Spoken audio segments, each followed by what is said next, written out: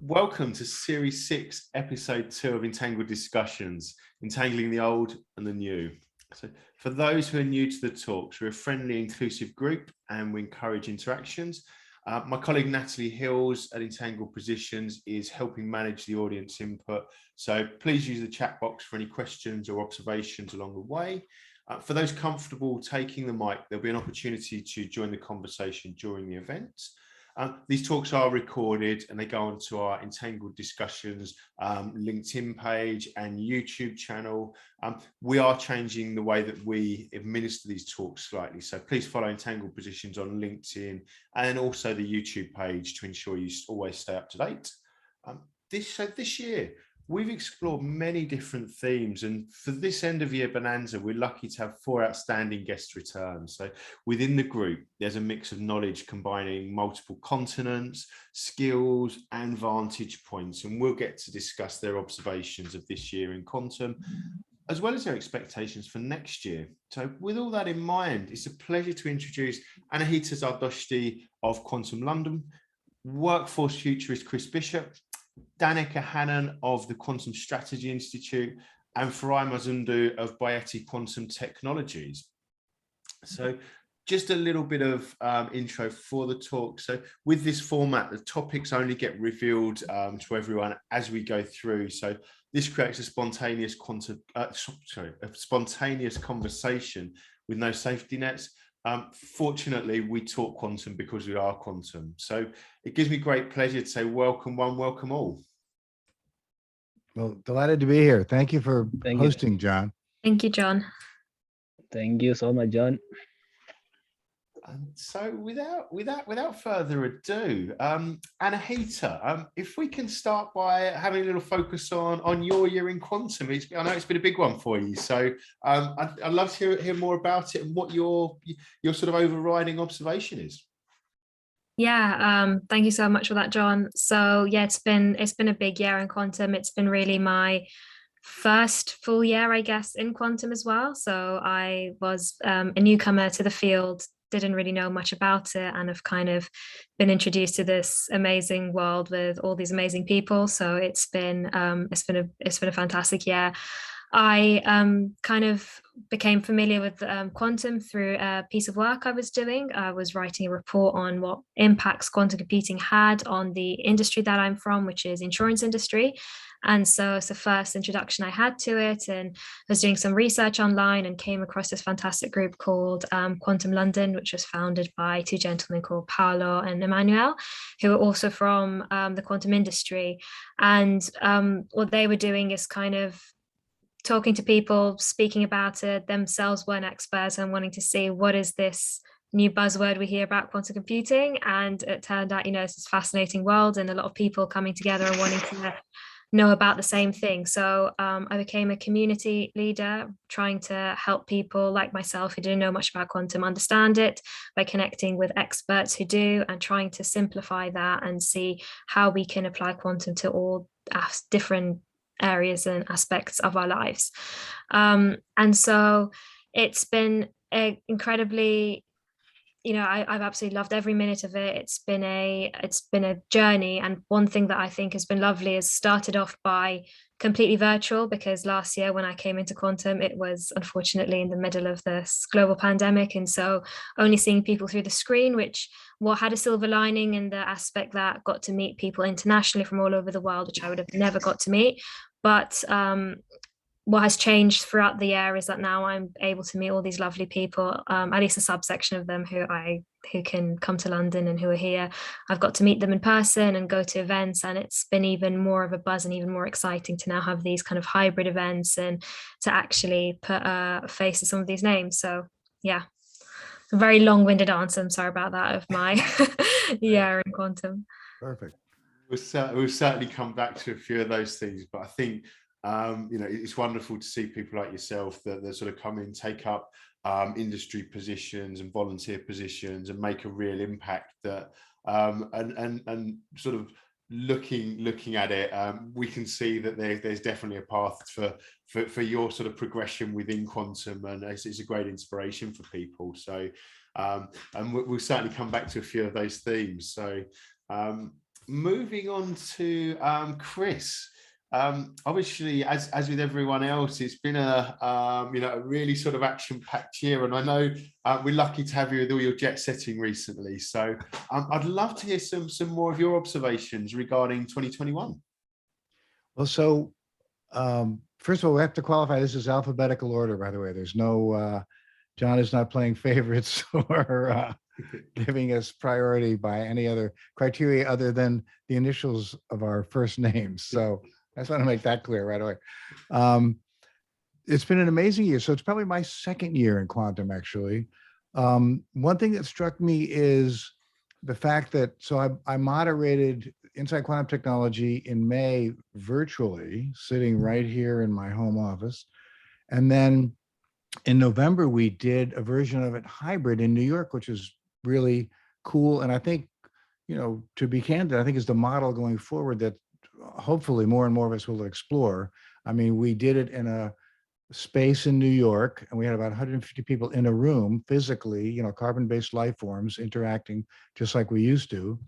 And then about 500 people online. So it was a much more flexible way to expand the impact of the conversation and share the insight and the intellect and expertise of the participants, both speakers, moderators, and panelists, as well as attendees. So, and then I just was in California, actually with Danica, at the Q2B event, which was just in person. And it was, I think there were probably all told 300 or 400 people over the course of the 3 days, interacting in person. And Danica and I were saying just before the meeting started, how great it was to be able to run into somebody in the hallway or see somebody, across the room or in the exhibit hall or whatever, and walk over and introduce yourself and have a conversation and in real time. It was really great. So I think we've seen a lot of changes, certainly in how the community interacts. I'm looking forward to exploiting those possibilities going forward. And again, it's grown to echo Anahita. I mean, the number of people involved has grown. The people that I've met, the introduction of the Quantum Strategy Institute. I'll let Danica take that in a moment. It's a very exciting time to be involved in quantum information science. The other thing I did in California was I was involved in the QEDC plenary. So for those of you who may not know, it's the Quantum Economic Development Consortium, which is a federally funded organization with about 150 plus members, everything from big companies like IBM and Google and Amazon to startups like IonQ and Rigetti and PsiQuantum and lots of academic contributors as well. So one thing worth noting is that they're expanding membership in that organization to international contributors. So all of you on the call, and please share with your networks, that's a new model. They just opened up membership opportunities to non-US companies. It was US only for the past sort of 2 years, I guess, since it was first initiated. So exciting potential to embrace and engage with people all over the world investigating quantum information science. So looking forward to what the next year brings. It seems crazy. This is only your second year in quantum, Chris. It's again, it's my 8th career so far. So but that's another conversation. Oh yeah. But I do think that the sort of the way events have changed from last year and evolved this year and will continue is a massive theme.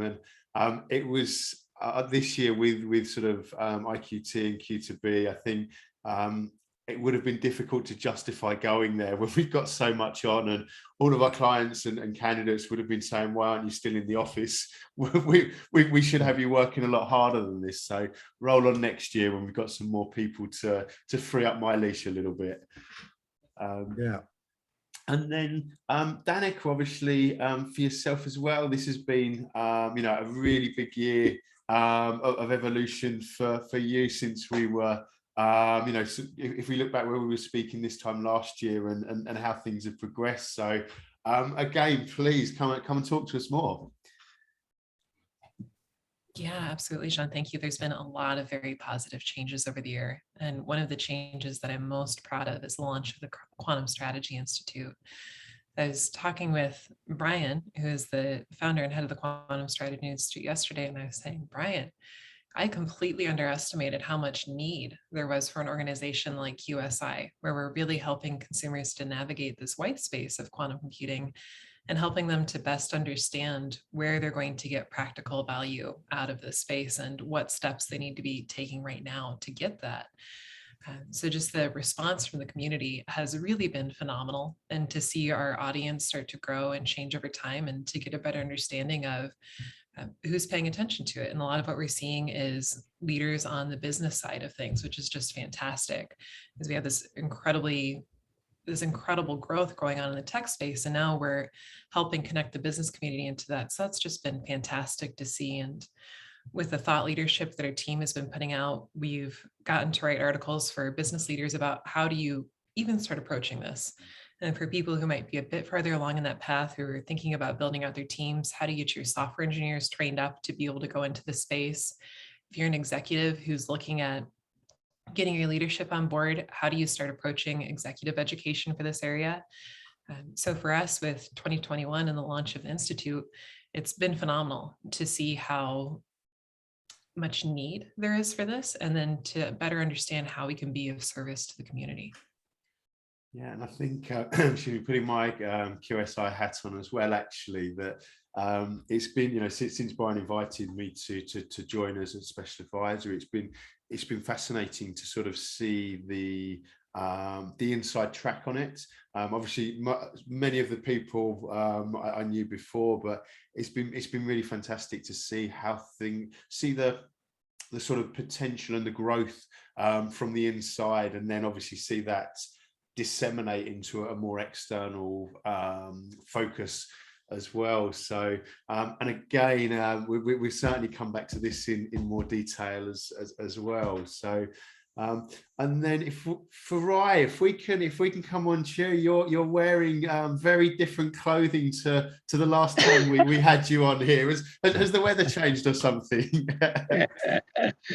Definitely, a lot has changed. Not only the weather, even the location has changed as well. And we hope that to share a lot of those details as this as this meeting goes. But thank you so much, John. Excuse me. So for me, 2021 has been an amazing year. A lot of exciting things have happened, and they fall into three broad categories for me. There's a lot of work that we did for Africa. When I did quantum information processing back then, a lot of things were different. There wasn't so much going on in terms of conversation and collaboration in Africa, but we have seen that changing. We hosted our, first summit that brought people from different backgrounds together in May. That was amazing, supported globally, with a lot of people who supported us in terms of even the sponsors, in terms of the attendees, and we brought the content together. Beyond that, through One Quantum Africa, we were able to deepen our work and groom leadership to deepen our efforts in the continent, where we've got local communities now in excess of 10 in place. So when I came into the field, I always felt a bit lonely, but that has changed now. There are a lot of people closer home who share the same background and aspirations as I do, who are now part of the community and contributing in different ways, in amazing ways for that matter. Also, even in terms of investments have happened from the continent. South Africa took a major step to lead the continent, investing in quantum technologies, setting up the FITS Quantum Initiative, and I'm also an alumni of FITS. And this is some of the work that we started and continued when I was still at the University of the Witwatersrand. And I'm happy to see that coming into something solid that the country is coming together behind. And we're looking forward to all that can achieve. And that has also made other countries in the continent, take a look at quantum and take, practical steps to move forward. There's been, a network set up in Tunisia. There's been a lot of work happening in Morocco. There's a lot of work happening in Egypt. And, most countries are paying attention, even in Zimbabwe, where I come from. There are conversations that are happening, and we are excited about the future of the technology in the continent. At a personal level, I've also moved forward, and now I'm in the Colorado School of Mines doing a PhD in quantum materials. which is allowing me to dig deeper and mine for solutions to some of the challenging problems in the continent. So that has been really an amazing year, packed with a lot of activity and a lot of developments that I think are positive overall, and looking forward to a lot more happening. And at a global level, I think, like other other panelists have already shared, there's a lot of interesting things that are happening. Consolidation in the space, and the quantum is beginning to take shape and be part of the conversations in many different aspects of society, which I think is really amazing. And I'm happy to have seen that happening from the beginning, I guess. Yeah, and I think it's certainly been a big year for you, and not just your from a personal level and moving, but the other things you started. I can now put the One Quantum hat on, and obviously, again with One Quantum, to sort of see things from the inside and see the potential there. And it's incredible the sort of the position that it's managed to take, and what it what it's looking to do moving forward. And I recall from one of the events that you hosted, that the talk about go and fish elsewhere and then bring it back to Africa, was a loose paraphrasing. So you're rather than fish, you're going to mine and then bring things back to Africa. So keep up the good work. It's been great to watch over the year. Thank you so much, John. I appreciate it. And I think one of the things that everyone focused on in a slightly different way is the kind of the people aspect, and how things have evolved within interactions this year. And Anahita, that was something that you sort of touched on. And I'd love to dig a little bit deeper, because obviously we got to know each other from online events, and since that I've been able to meet in London on a few occasions, and the way the sort of dynamic shifted and may shift again. I'd love to sort of explore that, unpack that a little bit further. Yeah, there has been, it's been interesting, because I personally wouldn't have been able to know about quantum so much if it wasn't for these online chats and meetup groups. And everybody's been really open and really happy to just spend their time and come and talk, and that can be people who are CEOs of companies, whether that's experts, academics. And it's I think partly due to the fact that quantum computing is still a new industry, and people are very excited to just talk about what they love and to come and tell other people about it. But I also think having been stuck behind our screens, and all of us at home, has also contributed in the quantum space, I'm sure in many other spaces, of people actually wanting to spend a bit more time together online, talking to each other, and has been an almost catalyst in my eyes for at least the global community in quantum to grow so much and become so interconnected. And I don't necessarily think that would have happened in the same way had we had these sort of independent conferences in each city and not talking to each other and interacting with each other. So it's kind of been the silver lining, that we had to be stuck behind our screens. But now the opportunity is there that we have these communities, and we can engage more broadly with people in different cities and in different hubs. And what I think might change and how that might manifest itself is that we do get these strong quantum computing hubs around the world. And we can see them, for example, in the Netherlands, there's hubs all over the US, there's hubs, and in the UK, we don't yet have a concrete hub where people come together, but I think that is the next step, and that's the next type of interaction that we are going to see, where you will have different companies setting up and people who can come in physical space, meet each other. And my hope is that we don't lose sight of that international community whilst that is happening, because that's the next step, and it's great to see that, and you want people to be attracted to a place and come and set up shop, but you don't want to lose the connections you've made. And I think that's, again, not just true of quantum, but we see that in all sorts of businesses where people are trying to keep up this hybrid way of working and going forward. So that's kind of my hope, and I think it's a shame if we don't do things like this a year or two down the line, because we all just want to be meeting in person. And I think that kind of using the silver lining of the cloud that we've experienced and really sort of extending that, I think that's a real challenge, but it offers great rewards. And Chris, as someone who as with Anahita, as someone who kind of enables that interaction and is a focal part of that, what's your view been on the evolution of these themes? Oh, Chris, your mic's off. I want to share sort of to follow on the thread that Anahita started, just sort of a tactical, practical way to expand the community. So first of all, a plug for my podcast. So I don't know if any of you are aware, but I host something called the Quantum Tech Pod.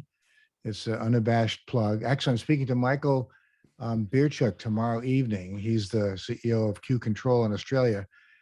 We're logging on at 7 p.m. our time, me and the producer, and then it's going to be like 11 a.m. in Australia. Anyway, I've had some great conversations with senior execs at quantum companies talking about, among other things, how they got into quantum.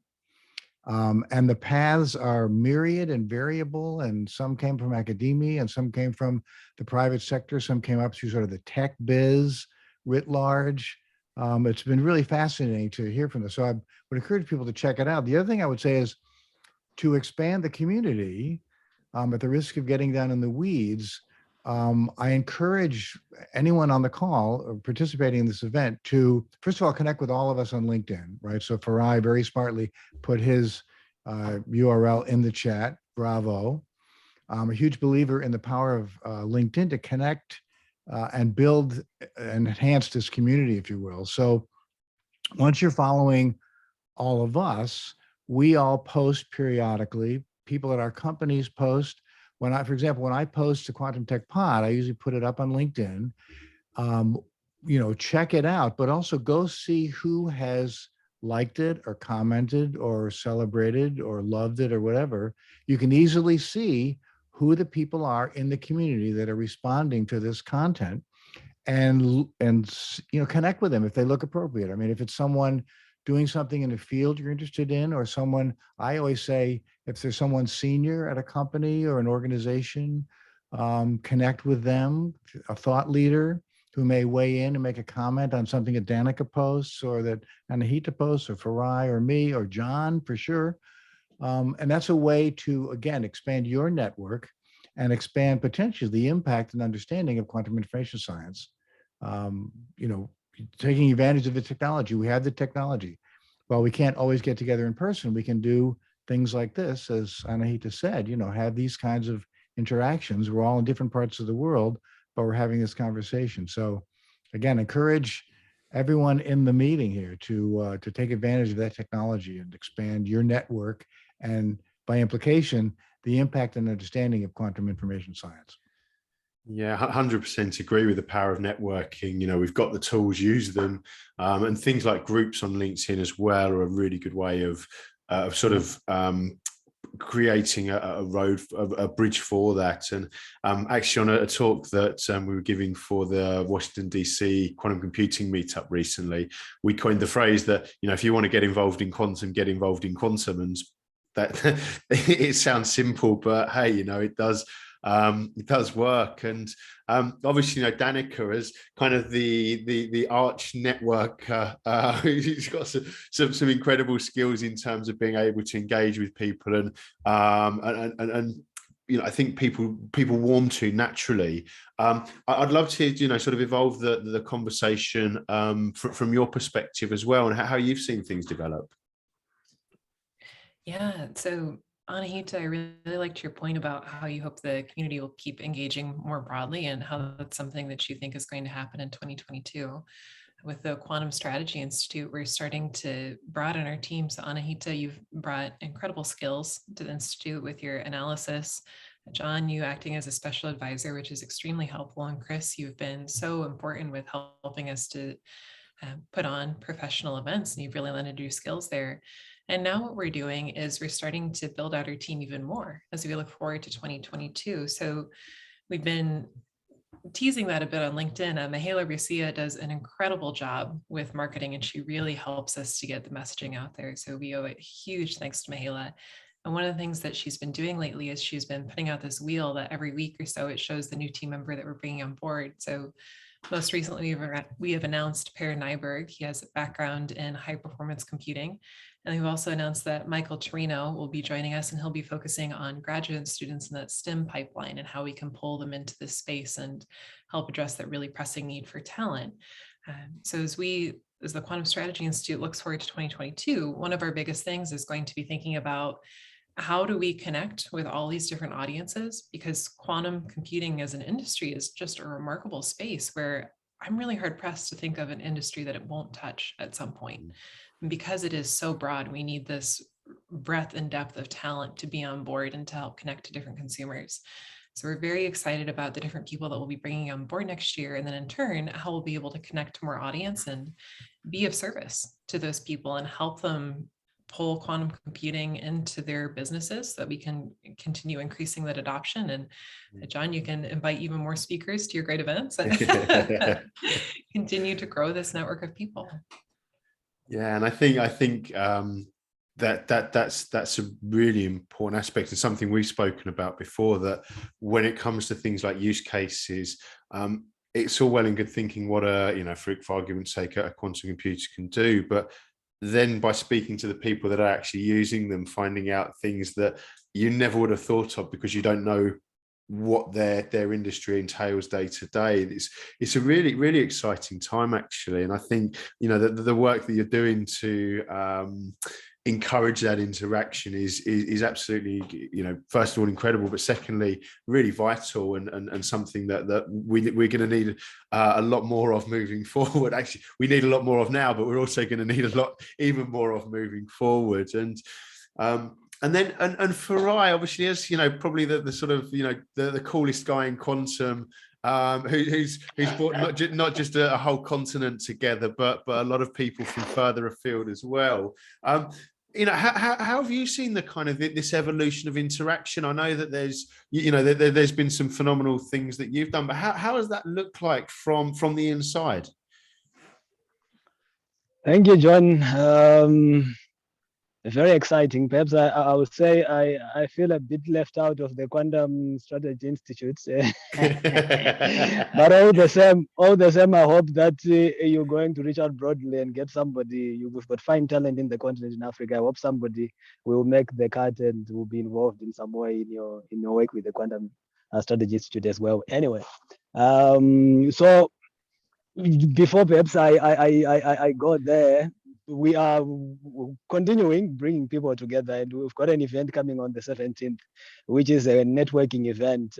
We have partnered with the broader community in terms of tech in Africa, which extends to blockchain, IoT, AI, and healthcare, and many others, to just bring the whole continent together, because quantum has got such a cross-cutting influence in different emerging technologies. So please sign up. I saw that, I'm not sure if Lorraine is still part of this gathering, but I will encourage you to share the link to our event happening this Friday so that you can sign up and come and join us as well. I also wanted to add a bit of my voice to the networking aspect and say, in 2019, when I started contributing actively in the quantum tech community through IBM Qiskit and became a Qiskit advocate, I met a lot of people virtually, and you would be surprised and happily so to know that. Some of those people are my neighbors now. Whenever I need to go to the shops, I can always call and they can come and pick me up, show me around, and teaching me to be streetwise here. So I just wanted to swear to that topic of networking and the importance of reaching out broadly and using all the technological tools that we have available to reach out. You never know. Even the way that I end up here at the Colorado School of Mines is a lot of networking and an amazing story that will require its own podcast. But all the same, so I think Anahita mentioned a very important point. I've seen a bit of cooling off in terms of events. We release a lot of material going out to the community, but sometimes you can tell a bit of fatigue in the space. I hope that it doesn't last. I know we have, for the first time, because of this shared vulnerability we have all had to, go through. We have been, connecting virtually initially. That is the only way that we did things, and now the world is opening up in some ways. But I hope to see this hybrid mechanism, establishing some balance, and our communities, keeping on being connected broadly, and also having local events. So what is going to happen, like living in Africa, what we're considering and looking at is to have the local events so that people get to meet each other, know each other, and, have this human feel to it. And at the same time, we can never, wish away the virtual platforms that we have, because they're very important. They allow us, they're cost effective. They allow us to reach out more broadly. They allow each and everyone who is interested in the technology to have an opportunity to contribute and to get involved. And I think that should never go away. And we need to, keep on, finding ways, and we stay connected and support each other as we go, so that the technology can achieve the full impact that it promises to deliver, and it changes humanity in the way that allows everyone to progress and get to a better place. And it seems, obviously, with you being sort of pulled across the world by the power of quantum, is this the first stage on explaining quantum gravity? I guess for sure. It's been amazing, and it's been a real story for me, and I wish that story to be real for most people from the continent. And that is what has inspired me to do almost everything else that I've done, to just get the continent together and say, I've tried to do this is where I am. I think we have this opportunity. It's a rare opportunity. Technology is at such a space where we are able to get involved from the start. It has never been the case. And I think it's an important opportunity for Africa. And I'm excited and happy to see, how different people, like from different backgrounds, you never expect, are getting plugged in and have that opportunity to come on board. And there's also a lot of work, like startups that are exploring these solutions in quantum tech space. Bayete, for once, we're taking some big bets for Africa, and we'll be coming back to the public platforms with progress as we go. But we're really, really excited. And we're collaborating with companies across the world to do some of these things. We could not have been able to do that without the tools that Chris mentioned, all these technological tools. And we're trying our best to take advantage of that, and wish everyone does the same. Yeah, and I think that there's an important message there, that within the quantum community, obviously things change rapidly, but there is a lot of goodwill to work together and collaborate, and it's not just kind of the old boys network, and it's who you knew or who you went to school with. It's about who and actually who you've met. It's not just related to what old school tie you had or anything like that. There is that will that the more people we can involve, the stronger we become together. So hopefully that long may that continue, because we are seeing more interaction with classic community. So it will be interesting to see how these things play out, but certainly the foundations are strong. And as we're sort of verging on to the sort of what may come to pass, we went in alphabetical order the first time, so let's go reverse alphabetical order this time. And Farai, as you're still on my screen, it would be good to explore a little bit more about what your view is of what 2022 may look like in quantum. We can look back in a year's time and see how close it was, but what are your sort of your thoughts, predictions, hopes, or fears for next year within this quantum ecosystem? Well, that's interesting. I've seen a bit of there's a bit of more regulation coming into the space. The countries are, perhaps for lack of better understanding, or is the conversations that they have, or the way they're learning about quantum, there's this fear that if certain countries make progress more than others, then there's this I'm beginning to see this idea of fragmentation in terms of how countries are approaching this, and you know, there's a lot of suspicion about what other countries may be doing. I just hope that the world wakes up to a reality that there may be new superpowers that are also coming into the space, and you know, economies, other countries have been developing such that you know, countries that have always prevailed in the past may not prevail in the future, but that's a constant fact of life. That's how, you know, the world develops. So instead of perhaps a lot of this suspicion around you know, the different investments and the progress that is being made in the space, I hope to see more collaboration. But I think I predicted that there will be more restrictions and more regulations being introduced in the space, which is not good for the industry. And I hope that is going to be done in a measured way. Yes, we need governments to come in the space and play referee and make sure that the technology is used for good, and that you know, all the right infrastructure is in place and all that. But I hope we see more collaboration and more engagement to get to a point where everyone, in terms of wherever they are located in the world, and every country can bring its best to the table, and we all, you know, advance humanity and we solve problems that matter for humanity, you know, collectively, rather than for only one community. So yeah, there will be regulation, but I hope that we find balance, and we manage to do that in a measured and appropriate way to allow the innovation to thrive and keep going on, and engagement and cross collaboration to happen, and that's what I think will happen. So yeah, I hope let's review this after some time. It's on video. We've got proof. So, but actually, the whole themes of sort of quantum nationalism, collaboration, IP, you know, how the community interacts and works together or chooses not to. This is something that you know, we could sort of spend all down, but I'm certainly will look to come back on this point as we move through the talk, because I think that there's some very, let's diplomatically call it, interesting potential for developments on these roads. So I'd certainly like to come back further on this. And Danica, if we can get your crystal ball out and have a look at what you know, hope or expect or see coming for 2022. Yeah, absolutely. So the first thing, Fra, you shared great feedback about the need for the Quantum Strategy Institute to be really involved at a global scale. And that's something that we will be announcing more information on in 2022.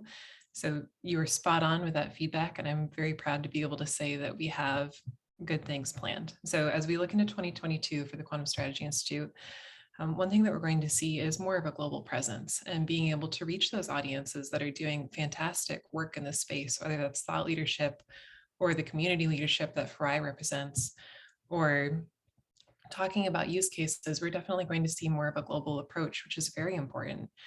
And then on the consumer side, I'm willing to bet that we're going to see an uptick in consumer adoption, because one thing that happened over 2021 that was really exciting is that more companies started to be public about what they're doing in the quantum computing space, which is such a good shift, because as more trust gets built up and as more leading consumer companies say, hey, here's what we're doing, that's going to help increase the adoption, because other businesses are going to have examples of success to be able to look forward to.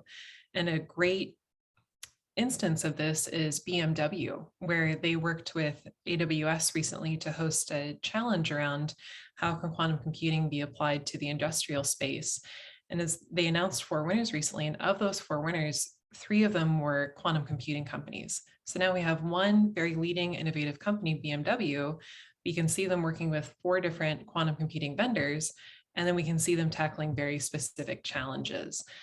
That's a great milestone. And that's going to help pull other people into this space. So that's a wonderful thing to look forward to. And I do feel that we'll have an uptick in 2022 because of that. So for the Quantum Strategy Institute side, on the leadership and on the branching outside of what we're doing, I think that we're going to have a lot more global leadership. And then as we look to the consumer space and see how they're moving, I bet that we're going to see more consumers start to move into this space because the success stories are starting to stack to a point where it's getting easier to find that path forward. Yeah, and I think we've got some. Pretty good potential horoscope writers here, because I'm seeing a lot of these trends. I think they're bang on the money, and obviously the sort of the direction that QSI is taking, and the sort of the people that are coming on board. It continues to sort of surprise and please with the quality of additions. And I think actually, with the consumer adoption aspects as well, this is again, as with Farai's prediction, is something I would like to come back on in more detail. But I think this is fascinating, because as the second quantum revolution evolves, it will have to sort of transition from mostly being funded externally to being funded by revenue from products and services. And so that consumer adoption is important, both in terms of the industry, but also the wider public's view on things. And actually, some of the, I think, the use cases around that will demonstrate to a largely unsuspecting public actually what the power of this and how it can help.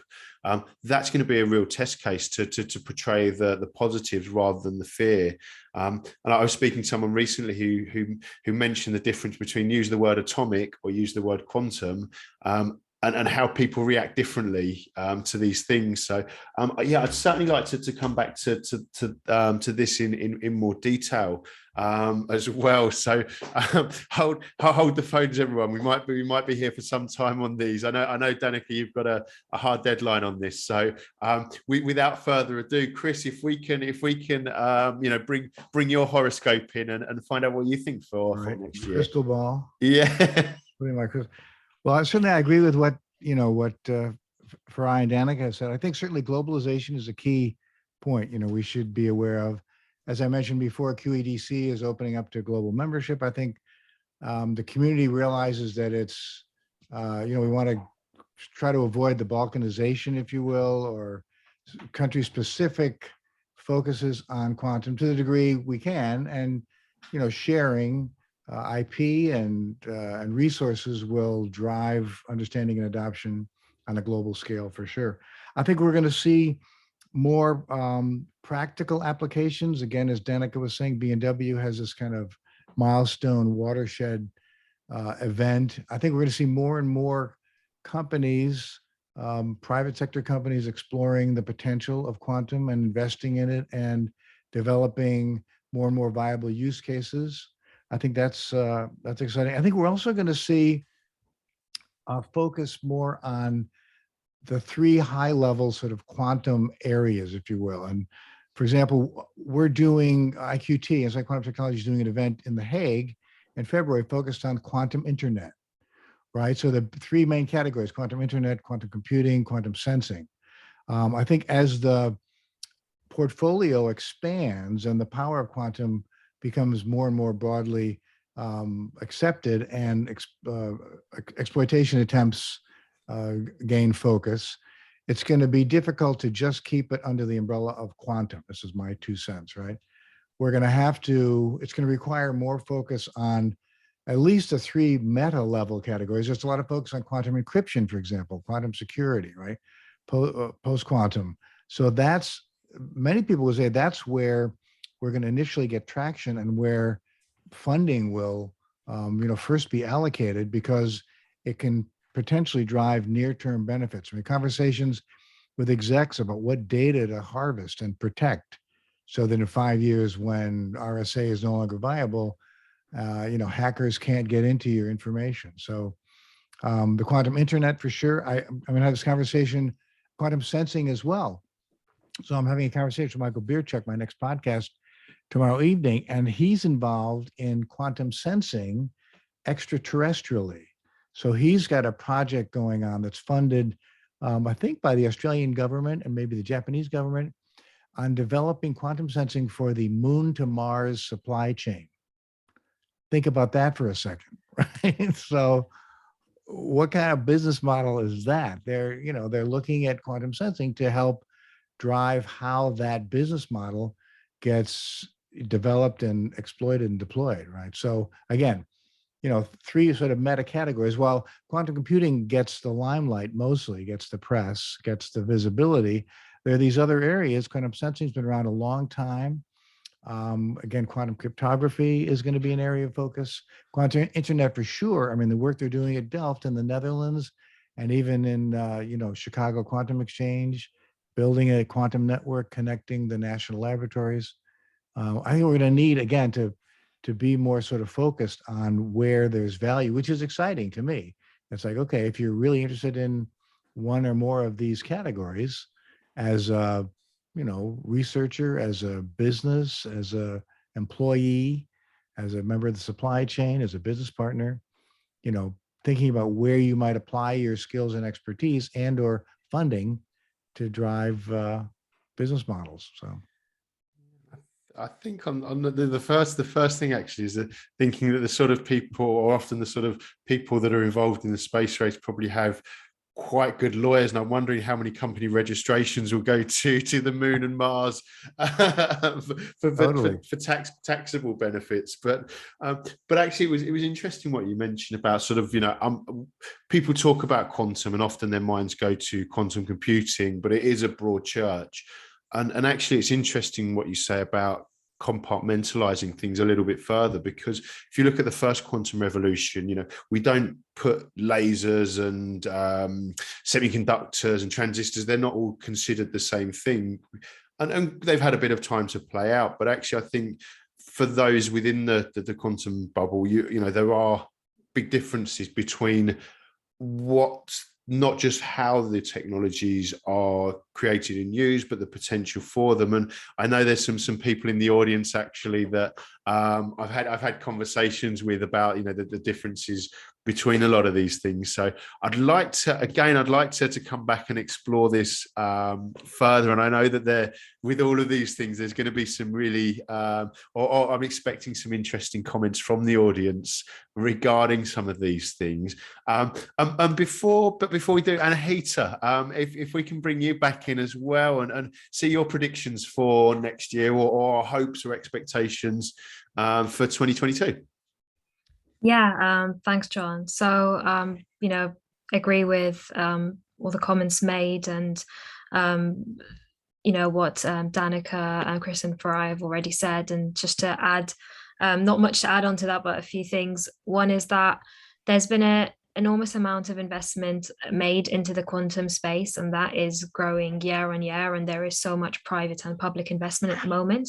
And we are, we already might have or have kind of quantum unicorns in the space, which are going to be companies kind of listed at, billion-dollar companies coming up. And there is roadmaps we have from IBM, we have projections from Google talking about their quantum hardware and how the different qubit technologies are being worked on. So my prediction for 2022 is, and it is a big prediction, but I reckon we are going to be seeing something coming out in the quantum hardware space, that we're going to have the roadmaps that these companies have set forward, and paired with the money that's gone into it, that we are going to see some progress and some exciting news coming out, whether that be in sort of photonic or superconducting qubits. So I'm excited to see some activity in that space, and for us to get a step closer to understanding which qubit technology is either going to reign supreme, or which one is going to be able to bring us closer to certain applications in various industries. And the other thing I'm very excited about is the NIST, which is the National Institute of Standards and Technology, and they are going to announce in early 2022 the kind of list of finalists for the post-quantum cryptography standards. Now, what that is with quantum computing, there's this potential threat that it might be able to decrypt a lot of our current encryption protocols in place. And so there are a set of algorithms called post-quantum cryptographic algorithms that can be able to come up with mathematical algorithms that are too hard for a quantum computer to even break, essentially, so that we can safeguard our encryption systems. And NIST, they have had a basically a list going, and there's been submissions, and in early 2022 they're going to have their final selection round to see which ones get standardized. And then I would expect in the next 2 or 3 years that these standards become a requirement for anybody who is in the space to use them, whether that be in different industries, to adopt these standards for their cybersecurity. So I think that's going to be an extremely exciting space to watch in early 2022. Yeah, so I think with a couple of those, I might get down the bookies and put some money on those. But it's interesting actually with the the sort of the certainly the hardware discussions. If you look at the investments going into hardware related compared to software, obviously they are a lot more capital intensive, and the problems do require more money. But it is being put into that, and it's there's some sort of bottlenecks there, but that is the big enabler, and it's fascinating actually, sort of looking forward to when a quantum computer can make more efficient materials to go in the next generation of quantum computing, and how that stimulates things is something that I'm equally fascinated with. And we've also heard on the show recently with QKD, for example, and actually sort of there's people call it post-quantum encryption, but it may be more accurate to call it post-sure algorithm encryption at this stage because of the unknowns. But the one thing that I did want to sort of focus on was the NIST, NIST standards, and having sort of spoken to people about just the difficulties of identifying what a qubit is. To actually write the standards around these it's not an enviable job. They've definitely got their work cut out. So to see that coming into play in early next year, that's a huge milestone within the sector, and it's a crucial milestone as well. So I mean, some fantastic observation and prediction. Well, we can all come back next year and see how we got on with these things. And obviously, I'm conscious. So we're lucky enough to have Danica for another 30 minutes. So I'd like to sort of bring Danica back in, whilst we're lucky enough to have you here, and really explore the sort of the consumer adoption side of things a little bit more. And actually, I think some of the other things mentioned kind of play into that. So I'd really like to explore that a little bit further and just expand the discussion. Yeah, absolutely. So when you say expand the discussion, do you have any specific areas in mind? And I ask because, John, I know you do phenomenal work with helping companies find quantum talent. So as you think about the consumer adoption side, I can talk about this all day. Yeah. But what's of most interest to you? Yeah, well, I think so. One of the things that we see a lot of interest in is how quantum organizations and classic organizations are integrating what's required on the classic side to understand quantum, what's required on the quantum side to understand classic, and how we bridge that gap.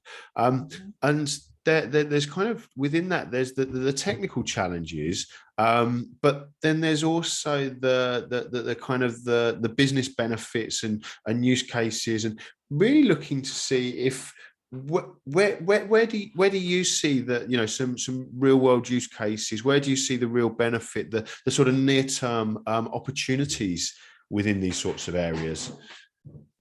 Yes, that's a great question. So there is a resource. I'll try and put a link into the chat in a few minutes.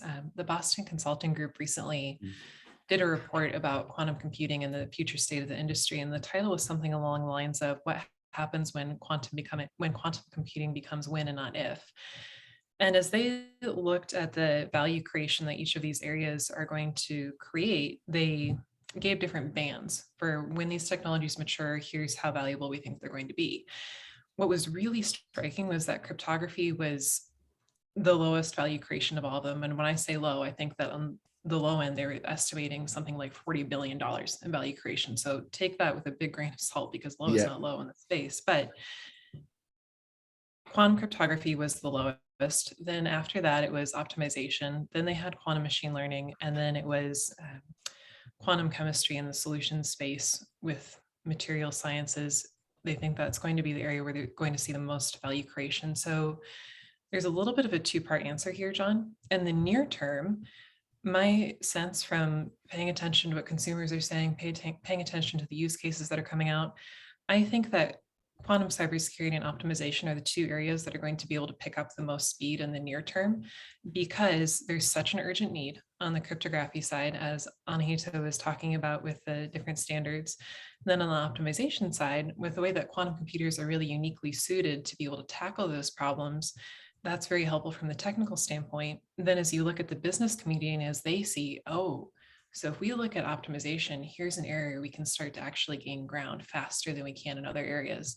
That's valuable to them. So in the near term, I think that we'll see an uptick in consumer adoption for the quantum cybersecurity and for optimization. But then as we look to the long term, those areas that are more challenging to build out, like the machine learning areas, those are the ones that have the greatest potential in terms of value creation, according to the Boston Consulting Group. So near term, I think that we'll see a nice increase in adoption of quantum cybersecurity and optimization, but for the long run, we'll want to be paying close attention to what's happening in the machine learning space and in the quantum chemistry area, because it's really predicted to take off. Yeah, and I think these dynamics are fascinating because we're working with the physics that underpins the physical universe, basically. So there is that the kind of the short-term, long-term interplay is something that obviously, you know, these are novel developments. So we don't have a playbook. This is how it works because this is how it happened before, which is exciting. And I also think that you've kind of the what you've mentioned there is it makes perfect sense that actually the lower hanging fruit will be the things that we can implement, and they will be the near-term solutions. They will be the things that come into play. Longer term, with things like material science, for example, these are harder, and we need more constituent parts to maybe break down some of these molecules in understandable chunks that have more permutations than there are atoms in the universe. So you know, these aren't simple things, but the potential game changingness, that's not even a correct term, but the potential to change the things we know, there's a lot of things that we can't even envisage at this point, because we're not far enough along the journey to even get to the curtain, to look behind the curtain, let alone see what's there. So I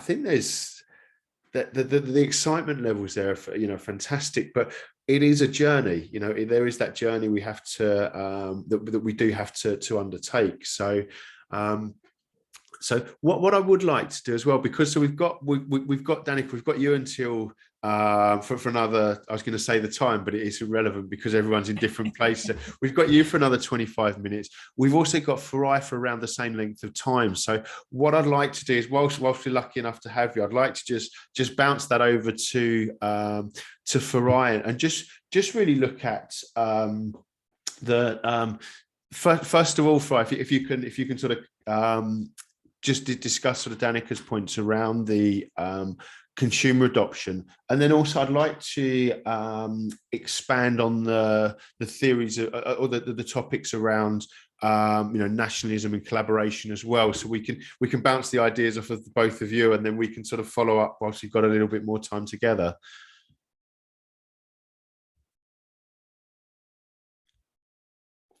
Farai, are you still with us?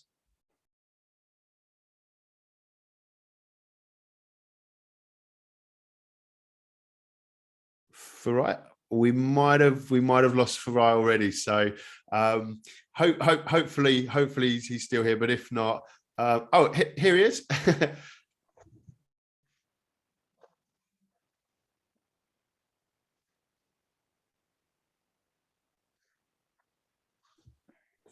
Farai, I'm not sure how much of that you caught, but I wanted to, whilst we're lucky enough to have you here, I just wanted to sort of open up and get a bit more insight into your points about the sort of the collaboration and quantum nationalism and how things may evolve around that, and what you hope to see.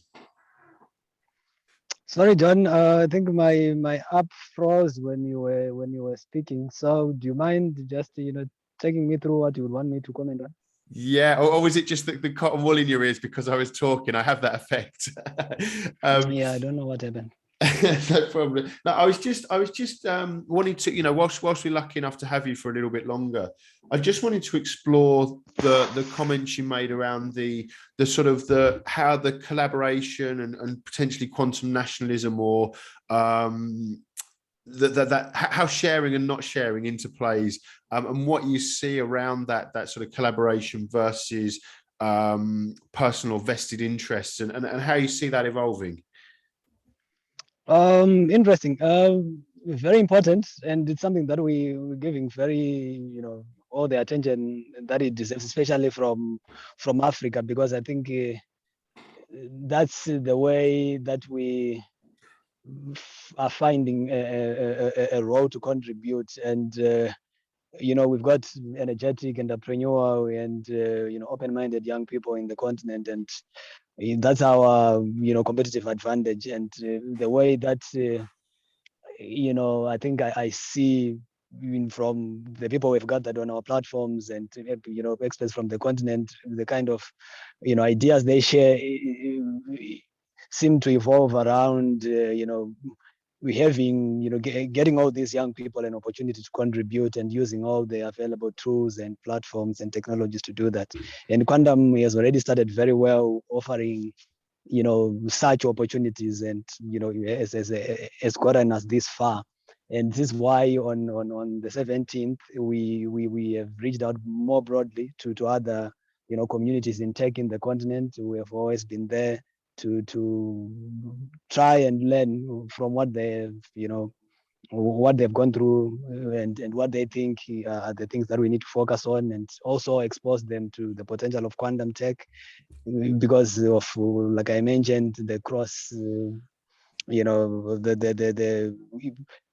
it reaches out to almost to every aspect of emerging tech, if you want to look at it. So I see a lot of excitement from where I stand on people from different spheres of technology be interested to learn more about quantum, what it is, what it can do, how best to think about things, and what I see happening more is for people who have been involved in the community and who tend to have a good visibility and good knowledge about what's happening, to share with all sectors of the community, to make sure that everyone can think appropriately around what quantum can do and what it can do. Deal with issues like hype, which I think we have that as a bigger problem going forward. And it is not really only unique to quantum. It has happened before, and it still happens now that the world is much more connected and a lot of life is on social media. So we hope to learn more at the summit. So I can't comment as if I have all the answers, but we've gathered a community and experts to learn more about those things. But it is my view and understanding that we need more of that broadly, not only within the quantum ecosystem itself, but also with other tech communities and other ecosystem builders and drivers, to just make sure that we keep this conversation going. We learn more about the limitations and the opportunities and the roles that everyone in the space can play, and everyone is just sure of what to do and when to do it and how best to do it, so that we just get to build this technology into the best tool to solve some of the problems that it promises to help us to do. Yeah, we've got great observation there. And Anahita, I think, you work on both the sort of commercial adoption of technology and also the sort of community building aspects as well. So, and involving people within the community. So I'll let you take your pick on which one you'd rather focus on, or indeed if both of those. So I'd love to hear your thoughts as well, Anahita. Sorry, and what was that on the community aspect, or what? So with Quantum London, you focus on both the the sort of community integration and reaching out across different sectors, bridging different areas, and also the sort of the commercial adoption aspect as well. So I'd love to hear your thoughts on either sort of Danica or Farai's points, or indeed both, if you're able to weave them together. And we'll then what's left we can then pass over to Chris. No, of course. It was very interesting, the article that you mentioned from BCG Danica, and by and large, I think, completely agree with the analysis of what's going to be the closest kind of application to adoption, and the list that has been put there. One thing I'd mentioned in terms of maybe linking what we've seen in the community and activity in the space is specifically, and I think this comes to the optimization problems, which is mentioned in the article, but specifically in finance sector. And I think that is one place where adoption is going to be quite one of the more near-term adoptions, and where there's a lot of activity at the moment. And I think I've probably mentioned this before many times, but the reason for that one is the problem is well suited, something that doesn't need as many qubits as, for example, being able to break Shor's algorithm. But also there's a lot of investment in this space, because the advantage you can get in the finance space can really be something that is almost a killer app in your industry, and giving you an edge over your competitors. So a lot of the big banks, are looking into quantum computing and looking at applications, whether that be for portfolio optimization or trade optimization. And so I think we can expect to see a lot of activity in the quantum finance sector. And in Quantum London, we host a lot of talks around this topic with another fantastic USI leader, Esperanza, who leads that series. And I think that is a space to watch and to see grow, and there's a lot of exciting things that come out of it. And one thing that's always interesting is when you get a sector like banking involved, or it's often, for example, when you get governments or military involved, you often have technology built upon that because there's so much interest. And I can see the banking sector giving us a lot of great solutions and optimization, perhaps for other industries, from the amount of money and kind of effort that they're putting into it. So it's definitely an exciting spot. Yeah, and I think that segues us nicely into Chris, because one of your one of the sayings, if I may paraphrase, is that people like banks, they do it because they think there's a pony there. So so I'd love to bring you in, Chris, and hear a little bit more about these themes. Well, certainly I agree with Anita. I mean, financial services, if you could develop a solution that would allow you to run complex Monte Carlo simulations or drive portfolio optimization, there are a lot of very affluent clients who would love to be able to take advantage of that. And I was struck by Will Zhang, right, who runs he's head of research at quantum research at Goldman Sachs. I was in some event during this past year, during 2021, where his sort of opening foray was, I have a checkbook, bring me something. Sort of setting the bar, like, very clearly that they have clients that are looking to derive value from quantum. So if and when somebody has something, he's ready to, it's golden slacks. They have the funding, they have the money, they have the clients, they have the interest, so they could take advantage. So I think that's an exciting space to watch for sure, from a niche vertical perspective. But what I want to do, John, I want to put the moderator hat on for a moment and query you. So from where you sit as the newly anointed president of One Quantum UK or whatever, what do you see coming and what's going on? UK, right? There's a lot of really interesting stuff going on, and funding from both private sector and the government. I mean, the recent announcement that Oxford Quantum Circuits is now going to be on brackets. So they're going to be the first kind of European instantiation on AWS bracket. And back to Farai's comment about regulatory issues, right? So close to the data, GDPR, I mean, the issues around what data lands where from where, there's much more focus in Europe. So give us your crystal ball, Yeah, UK perspective. so I'd like to take a slightly different view. So, I mean, Okay. with the recruiter hat on, so it's everyone likes to deal with things when they're going well. That's easy. That's not where we add value. Where we add value is by identifying challenges, looking to avoid surprises, and actually look at what's coming up and manage situations that may not be exactly what we want. So, and looking at, I think, how to address one of the biggest, or I think a real challenge is actually how do we integrate different parts of the landscape? How do we create bridges between different stakeholders? Now, this could be government to industry or academia to industry, or it could be workers, employers to employees. It could be classic businesses, quantum business, mentors and mentees.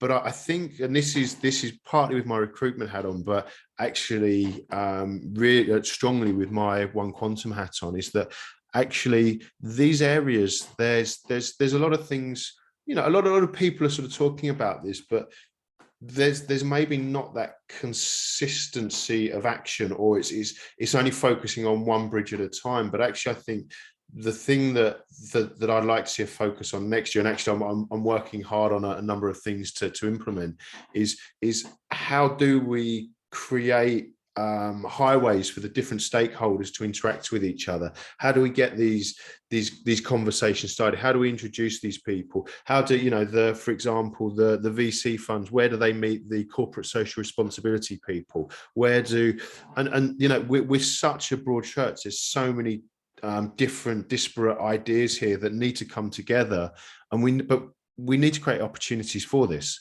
And if we don't, we're really missing a trick on that. So I've avoided the making a prediction. I've kind of taken it slightly differently, but that's something that I think is a real hot topic for next year. And thanks for having me on your show, Chris. So no, I'm going to so following on that thread, because you have a unique perspective, where do you see the needs from a talent perspective going forward, and how is it morphed in 2021? And where do you, because again, you have visibility that none of us have, so which I think is really valuable. So I think so. One of the risk things of giving away trade secrets, I don't want you to competitive advantage. But yeah, so I'll talk more about trends. So one of the things that, for example, having been in and around the space for a long time, you're looking at what's coming up. So, for example, now everyone's struggling for laser coolers and trappers. Well, I've been rounding those up for years now. I've spent the last sort of 3 or 4 years bringing those to the network, because you could see what was coming. There are other things, and this is the trade secret bit that I'm not going to share, but there's other things that we're looking at now that are the next stages. So, and our biggest challenge isn't having the people. So I think for most people in the talent space, it's a challenge to find these people. And then, the sort of the neglect is the challenge to attract and retain them. Well, our biggest challenge, isn't it? It's about mobilizing our resources, because there's a lot of people there. And then once the clients are speaking to these people, it's how do they attract these people? How do they set out the right landing zone for them? And that's not a technical point. That comes from managing the process, but getting the right message out, and all of the softer skills. So there's a lot of things that need to be implemented. And as we're scaling up, we're able to allow more clients to come on board. And there's an education process that needs to happen. We need to understand what the unique offering they have, what their message is, but we also need to educate on how to manage that process, what to do to differentiate yourself, and how to maximize those chances. So that within the talent space, there's a lot of people that are looking for the same things. That creates competition. And that needs to be looked at in terms of the attraction, and also in terms of what are you attracting. Do you need all of the things you've asked for, or actually are there certain things you need and the rest you can train? Because I was asked to give a quote on a Quantum Strategy Institute paper about talent, and the kind of one of the first thing that came to me is there's a lot of intelligent, energetic, really curious and hugely talented people that want to be in quantum. But how they're harnessed and how these people are nurtured is critical to the success of quantum too. You know, people don't come with ready-made skills straight out of the womb. They've got to be developed. But if you don't develop those, then the problem's only going to get worse in future. Yeah, no, that makes sense. Are there, you and I have sort of had this conversation before, but are there disciplines that you see the need expanding in? Forgive the grammar. I always think of it as sort of the workforce as an ecosystem or a constellation, right? So maybe particle physicists and chemical engineers and technologists at the core of it, but like any business, it requires ancillary and adjacent skill sets in other disciplines to make it go. And I wonder if you're seeing that shift and where it might be going in 2022. Yeah, so we've seen over a lot of years now that if you go back to 2014 when I first sort of started in quantum, that it was just cool science projects, uni spin outs and things like that. It was all for sort of lab-based PhDs and a little bit of computer science, some people from sort of HPC backgrounds and the like. And it's evolved. If you go back maybe 4 years ago, we saw a lot more requirement for technology business hybrid, so program managers, product managers. We saw, for example, IBM with their brand ambassadors, where they'd been burnt by Watson, they were getting the message out to market saying what is and isn't possible. Microsoft and the likes then followed, and then that journey of getting the business skills, because a lot of people think, well, it's easier to teach a quantum physicist and business skills than a business person quantum mechanics, which in some areas is true. How much desire there is down to the individual. But I think, we've got Danica here today, who is a fantastic example of someone who comes from a business background, but had a love of quantum and has actually made that her reality. And I think, these are things that are going to continue to play out and become more and more important. And particularly as quantum business have to stand on their own 2 feet in terms of how they generate revenue, because after a while, the governments will only fund things that are strategically important if it's not making money. VCs, they may look at it that it's a long-term investment, but they want to see something off the back of it eventually, and see the roadmap for that. They need deliverables of what happens at this stage, where are we on the roadmap. And actually a big part of that is that people will need flashy websites. They will need a box that's just got one button, because that's what user experience is at the moment. Yeah, if it's got more than one, it's ugly. It doesn't. That may not matter to the academic researcher, but the person sitting at home, it might matter to. You're going to need accountants. You're going to need. So one of my associate agents, she specialises in office support. So things like office managers, operations managers, EAs, PAs, HR. And actually, she found that this year, where people in the UK were being furloughed and paid not to work, there was a candidate shortage, because people thought, well, if I'm going to get paid 80% or 70% not to work, I'll stay at home. But guess what? CEOs need EAs, they need PAs to make them more efficient. So these things are all a requirement for a commercially ready business, rather than for a really cool science project. So I think those are things that we'd be foolish not to pay attention to. And funnily enough, I don't think there's any sort of strategic advantage I'm giving to anyone to say that these are things that we're looking at. And we've actually got associate agents that can help that may or may not be coming in-house in due course. And Danica, I was just slightly too late, but Danica's just left us. So if you're watching this on the recording, thanks for joining us today. And sorry, Chris, back to your show. No, I just wanted to pick your large brain as well. I'll give you a chance to share your insight with all of us. So thank you for that perspective. And we're in violent agreement, totally.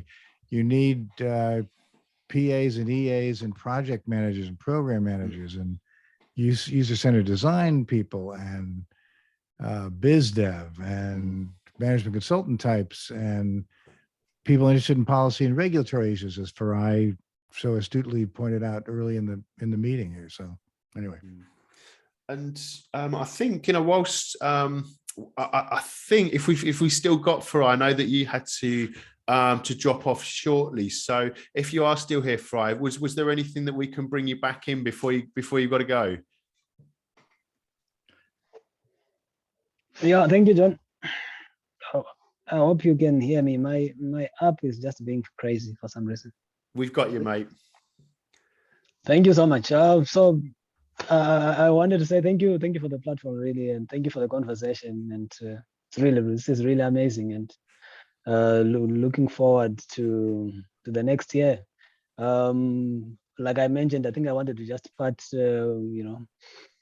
give a parting shot and say, I'm happy to see the role that Africa is playing in the ecosystem, and I hope to support and play a role to obviously, we have more people coming out of the continent, and have the continent doing more, and having us as a continent gathering to discuss and realize, what is our, best foot forward in the space, what role can we play, what value can we contribute. I know in terms of use cases, we may obviously offer a unique, an opportunity to explore unique use cases in the continent. And so we're reaching out to partner with everyone globally who wants to come on board and work with us to explore. We've got great talent in the continent. We've got unique, what could be unique use cases.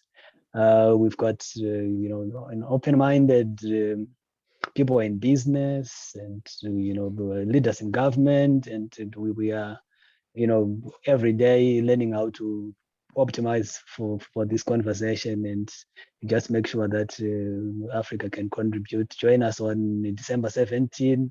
We're discussing about how collaboration and partnership, broad collaboration and partnership, can help us to move quantum forward. Quantum cannot move forward on its own. It's not here to replace other technologies, but to enhance and to give us new capabilities in different aspects. So I hope to see most of you, those who can make it. Wishing everyone a great holiday for those that are going to take a break. And we're also going to come back next year with a lot of exciting news from Africa. We've got startups that are coming up. Vayete is one of them, and we're working on some exciting things that I think the community will be happy to hear about when the time is right. So yeah, that was going to be what I wanted to say. Yeah, perfect. And first of all, I'd say, keep up the good work. It's phenomenal what you've been doing. And for those either on the meeting today or watching later, I would certainly recommend reaching out to Farai or indeed Lorraine, who's also on the call, and get involved with the fantastic work they're doing. And or if not, reach out to me. I'll put you in touch, or sort of try and help as well, because it's phenomenal what they're doing. And thanks for your time today, Farai. So we're left with Chris and Anahita still, though. So we're not done with you two yet.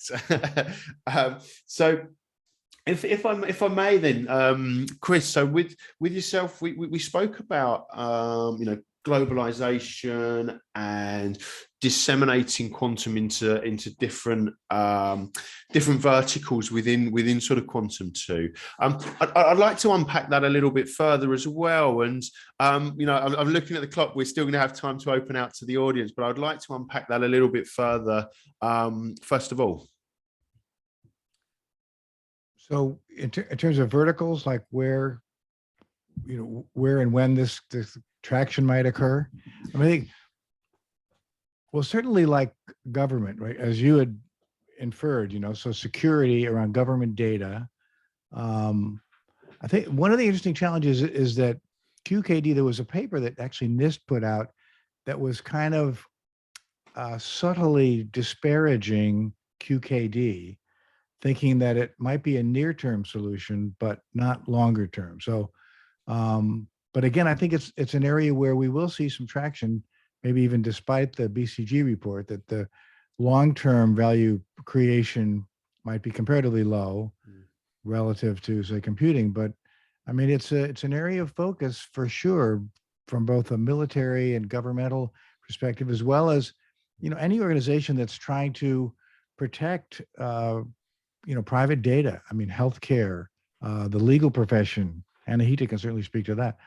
And tied to insurance. I mean, lots of areas where, we're going to see the need in near term, and adoption and spending, investment, if you will, and that kind of solution. Now, the challenging thing is going to be where it goes. Does it eventually go away? Are there other solutions that are going to be more viable? It's somewhat of a contentious space, but interesting. And again, I think potential for near-term benefit. Yeah, and I think as well with that, as you were mentioning that, it made me think of that if you take mobile phones, the sort of pre-smartphones, that wasn't a particularly long time they were popular for, but there were a lot of big companies made off the back of pre-smartphone mobile phones. Or if you take video cassette recorders and things like that. So actually, whilst it may be that other things overtake it, whilst it's there, it could, it's got the potential to be hugely important. And when we had our space theme, one of the things we focused on was the difference between sort of post-quantum cryptography, or whether it's post-Shor's algorithm cryptography, and how that plays out. So I think that's certainly an interesting area. And actually, Anahita, this kind of fits a little bit onto your predictions as well. So, in terms of the, we spoke about the sort of the standards, and you mentioned about things like hardware and things developing. So I'd love to sort of unpack the sort of the different areas and focus on those a little bit.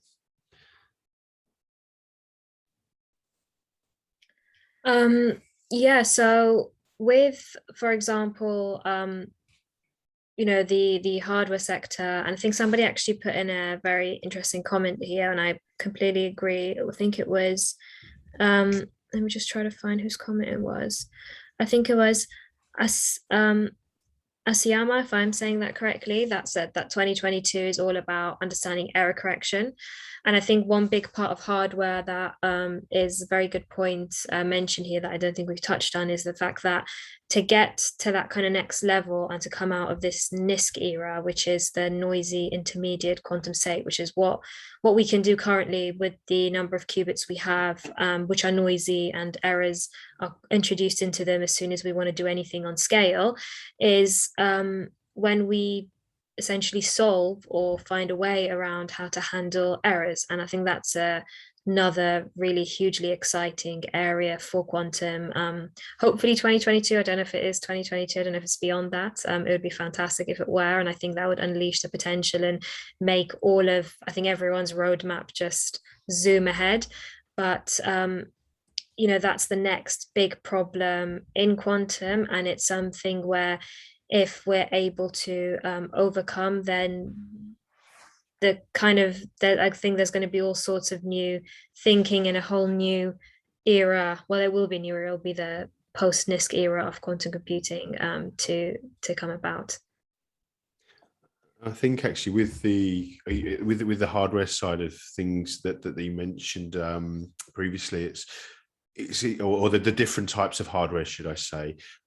It's interesting actually, because we often see that X hardware or X qubit technology is going to be this and this, and there's some quite bold statements made, and we were talking about some of the hardware providers recently, and how they measure output and things like that. And it's not necessarily that these things are wrong, but they're nuanced. They're if you're working on that, your thinking is likely to be biased around that, whether 2 or 4, and it's unintentionally I suspect in large ways. But I've never been able to get away from the feeling that actually there's going to be lots of different winners in the hardware race. You're going to have a different application for room temperature, whether it's analog simulation or a photonic system that might sit on a trader's desk. versus the the superconducting or ion trapped solutions that require dilution fridges and millikelvin temperatures and everything else, which with the best will in the world is probably not going to be practical in the near term to have one of those in your laptop. I'd say that could be true, and of course it's all kind of speculation, but I think there is also, if one of the qubit technologies a lot sooner than the others, we are able to, because the whole problem with quantum is it's a problem of scale, right? We've got we understand the physics, it's just we can't build these machines to scale, and we can't add more qubits because everything becomes a decoherence enters, and it basically we can't do much with it. So if superconducting qubits, we find a way to we come up with a new superconducting material that can cool them down at a much higher temperature, then I think a lot more focus will go into that. And it's interesting then to see whether the other players will want to invest in that technology and actually build upon it, or if they're going to continue to go, and how much of a gap there will be. I think it'll be exciting if we have different qubit technologies and they can serve different applications, but I also don't think it's a completely unrealistic situation in which a winner does come, kind of like the when you had vacuum tubes vying for kind of the silicon chip, and then the silicon chip wins in the end. So I think as well that the different technologies run their races at different paces. And within that, it might be that actually one technology advances to a certain situation where actually that can then be used to create the materials for example, better superconducting. So there's those elements as well that also come into play. And as you say, it's exciting. Nobody quite knows, and that's I was going to say that the $64,000 question, but that needs a few noughts on the end of it, I think, to be accurate.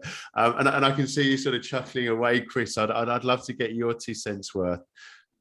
Well, there was some conversation at Q2B about systems that might, to your point earlier, John, employ different kinds of qubits and classical systems, right?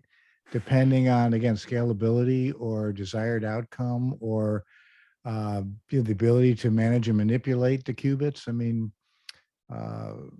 maybe cold atom or even nitrogen vacancy, which are, quantum brilliance is purporting they have a rack-mounted version of a quantum computer that will deliver value, as opposed to, the giant superconducting devices that require, many or, milli or nano Kelvin temperatures and literally hundreds of wires. I think the breakthrough that IBM introduced, a couple weeks ago, their Eagle processor, 127 qubits, where they've managed to separate the components, right? So they have the control, the CMOS components separated from the actual qubits, and they've managed to break out the pieces, which allows more scalability, ostensibly, more flexibility, leveraging traditional silicon fabrication technologies that have been developed over the past 50 years. So I think we're going to see those kinds of applications where you take things that we know how to do and apply them to different parts of the quantum computing solution writ large, right? I mean, Seek is saying they have a foundry that's developing chips. PsiQuantum has a relationship with Global Foundries to build their chips. So again, leveraging technology that we know works and that exists, finding ways to combine existing and futuristic untried technologies to get to end of job sooner, get to viability, get to a value proposition sooner than later. And I think that alongside that, as you get things like apps, APIs, operating systems, we're not conscious really of what's doing the heavy lifting on our laptops and things like that as well. So there's that aspect to it. And Bill in the chat has also been sort of commenting on a couple of these things. So I don't want to jump in and sort of give away any spoilers. But Bill, if you're able to, if you'd like to grab the mic. Hello, everyone. Hi, Bill. So the conversation was around, certainly it'll all have to deploy classical and non-classical, but the interesting conversation was that there'll be different kinds of qubits on the quantum side, right? To me, that's what I heard. Yeah, I'm sorry I missed you there at the conference. Yeah, But yeah, sorry. so I visited most of the technical sessions just simply because that's where my interest lies. Although I did see all the major ones as well, and I was quite surprised, with IonQ and their barium, using different atoms for their modality. I neglected to ask some of the top speakers about whether they were even interested in nitrogen vacancies or some of the other modalities like topological qubits, that whether they've dropped off or not, which I thought was interesting. And I thought that there's a lot of speed up there that was occurring.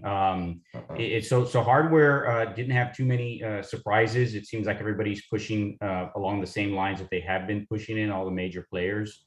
I will say that I was rather interested in all the development on the algorithm side. I mean, there were so many software companies that are either developing frameworks or software that's going to help a mathematician or a physicist or a material science develop algorithms without them having to know as much about that. I talked to some of the people who were working on Classique, Xanadu. That was kind of interesting, and that's sort of where my interest lies on the software side. I did talk to a few people from the AFRL, the Air Force Research Laboratory, on some of what they're working on. And again, it was a lot of algorithms in relation to ML that will have overlays into optimization, into finance. I saw the presentation from Goldman Sachs, and I thought that was also highly interesting in that they are pushing these envelopes because they want to see some return on it. But as far as the modalities were concerned, I was surprised there at the end. Also, I think IonQ, there was mention that they were going to start using visible light photonics and instrumentation that might make things a little less expensive, possibly. I'm not too sure, but I thought all in all, it was a great conference. I got to talk to some of the people there, like Scott Anderson, Dr. Aronson. Sat down with him and had some salsa chips and discussed some shop talk.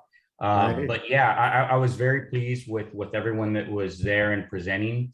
And I just see, this huge movement towards, trying to get something developed. The financial guys were kind of interesting, I thought, because there was a couple of them that really kind of put the needle on the point and said, hey, we're looking to really see something, some traction before they put some hard money on there. These are some of the big investment firms, but they did not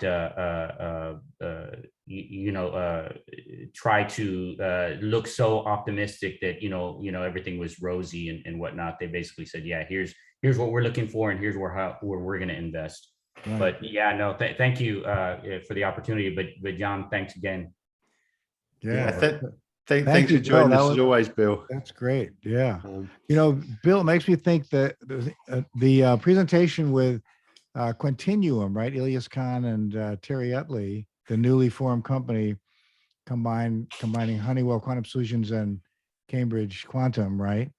Yes. Sort of casting themselves to some degree as the Apple of quantum computing, hardware and software. Yeah, and I saw that in a few other companies. I think the biggest issue I saw was people having confusion into how to actually pronounce their name, which they even mentioned during the session, because I heard a lot of rumors like, oh, how do you say it? Do you say it like this? Do you say it like that? That along with IonQ's leadership, who was saying we have the best machines. We're not saying that we're not twisting our measurements, but we're saying we have the best machines. And they were straight out targeting IBM, I think, in some of those speeches. But IBM came out cleanly. I saw a few presentations from some personnel there, and to me, they seemed to run the board with their presentations because they were very clean, crisp, concise, and they kind of showed by example that, hey, we are the leaders. So I thought that was kind of an interesting play between those two companies. Yeah. I didn't see as much from IBM about the sort of consulting area, which was surprising. Again, I spent 15 years at IBM, and they have a very strong, business strategy kind of internal management consultant practice. They bought, the PwC consulting business like whatever 15 years ago. Whereas the sort of continuum pitch was like, we're Honeywell, so we know how to make hardware, this H1 computer that they're building. Plus, we have deep relationships with, major companies, especially in sort of manufacturing and in aerospace and in the military, public sector. And the Cambridge piece of the equation is this software that they've been developing for many years. So it's kind of you talk about a wide-ranging portfolio that can address the problems from a meta level. It was pretty impressive on paper anyway, and hearing them talk about it. Yeah, one last thing I'll say is I did see, I think it was a company out of Japan that presented, and their interesting view on things was these were from large companies. I think one was related to Toyota or a subsidiary, how they have their fingers in, all types of agriculture, biomedicine, technology, et cetera. And they're trying to start quantum so that if they can, one of their companies can achieve some type of advantage, then it will apply directly to all their other industries. So it was sort of a conglomerate view of, hey, this is why we're getting into quantum, because once we solve a few of these problems, we're going to be able to turn around and help every other subsidiary of our conglomerate advance a little further. And I thought that was kind of cool too. Yeah, very cool. Yeah. Keiretsu model, right? They have a lot of different companies doing a lot of different things in a bunch of different verticals. Yeah. They operate differently, of course, than what we understand here in the States. So, it's a whole different culture. Yeah, yeah. Oh, Bill, thanks. Great insight. Wow. Sure. Yeah, I'm sorry we didn't get to meet, but there were a lot of people there. It was a big thing. Yeah, about 500 or so, close to 600, I think. Yeah, there'll be time. I'm sure I'll bump into you sooner or later. Yeah, yeah. Come to San Diego in May for IQT on the West Coast. Copy. If you're around. Yeah, whilst we've got the audience participation as well, is there anyone else that wants to come and join and add anything to the discussion?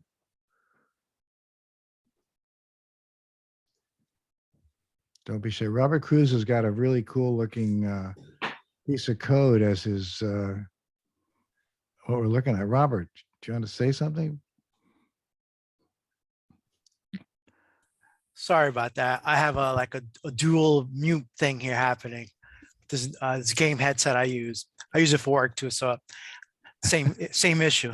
They're like, oh, you're still muted. No, actually, I was going to put the animated version because I'm a huge Matrix, obviously. It says it with the background. Yeah, cool. Fan. So, but no, I'm fascinated of the whole quantum movement. Quick summary about me. I got involved with the coding school, which they had on LinkedIn. Yeah. With an advertisement, lured me in. I say lured, but that's because it was just like, explaining the whole thing. So I says, okay, cool. I did. This is last year. I did the year program. I'm fascinated. I'm addicted. It's no lie. I am addicted. I think I'm following like 10 groups now on quantum on LinkedIn. I met John also through one of the meetups. Also yourself, we linked in as well. Yeah. And I cannot, it's in my mind. I mean, my partner listens to me. It's like, okay, what else is quantum? So I'm well, good. So, but anyway, I don't want to hoard up the time here. I know someone else may have something else to contribute without me, my personal summary here. Thank you for joining us, and thank you for your enthusiasm. That's what it takes to make this go, And I wish I'm a little bit conscious of the time, and I know that we've got some people who've got some things lined up. So Chris or Anahita, whoever wants to go first, tell us about what you've got moving forward into next year, whether that's with IQT, Quantum London, or any of the other initiatives. I know you all wear a few different hats. Anahita, you want to go? Yeah, sure. So with Quantum London, we're looking very forward to having some starting in-person events, and that'll be very exciting for us. We haven't done our first one yet, so that's something we have set for the new year. And then with Quantum Strategy Institute, looking forward to expanding our network and talking to more people from the industry, and hopefully publishing some exciting articles the beginning of next year.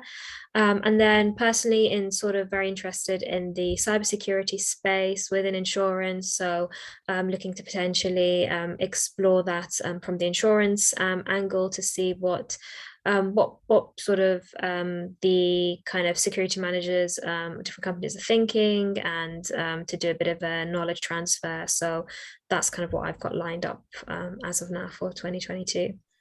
Great. So how do we become aware of Quantum London events? I think they're fantastic. Again, I participated in one. It was really well done. You guys did a terrific job. Paulo was a great moderator. And is there like a list to get on, or if we're connected on LinkedIn, will I get prompted that you're Yeah, doing so the something? best place is LinkedIn, and then the meetup group as well. Those are the two best places to get notified of any events. Okay. There's also a mailing list you can be added to as well to get all of the events. Yeah, put me on the list. So I'll send you Yeah, a note. definitely. 100%. Yeah, that was great. So for me, so I'm again, Master of Ceremonies inside quantum technology. They're doing an event in The Hague focused on the quantum internet in February. I don't know if I'm going to come across the pond to be part of it or not. It's going to be, I think it's a day and a half or something, so it's kind of short. And they have very, very talented people at Quantum Delta and QTech and University of Delft, and so they may or may not be inviting me, but I think I'll be doing it hybrid as well. So if you can't go to The Hague, I encourage any and all of you to check it out online. We're doing the next live one on the West Coast in San Diego in May. I think it's May 12th, but there'll be postings as well about that. That should be interesting and cutting a broader swath than just the internet, but talking about a usual range of topics, from business investment to policy and regulatory conversations.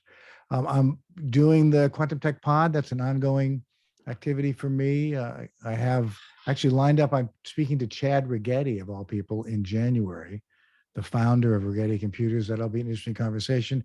I've reached for Andrew Horsley, the CEO of Quantum Brilliance. I'm going to be speaking with him. So you can subscribe actually on Spotify or Apple Music if you want to sort of be alerted to when new ones go live. We're doing them about every couple of weeks. And looking forward to, continuing the conversation and contributing to the community as well. I'm going to be a member of the Quantum Economic Development Consortium Workforce TAC, Technology Advisory Committee, in the new year, working with Charles Robinson, who's an IBMer who's just been elected to be the chairman of that TAC. And we're going to be focusing on lots of things, including setting up office hours. So any of you who are students or no students, please keep an eye out for that. We're going to hopefully run office hours every quarter where people can sign up, doesn't just be students, but interested in getting into the quantum space, and we'll be offering the ability to converse with a mentor or someone in the private sector or in the public sector looking for quantum resources. So John, we should have a probably offline conversation about that as well. But again, trying to prepare the quantum ready workforce, another passion of mine. So that's what's coming up.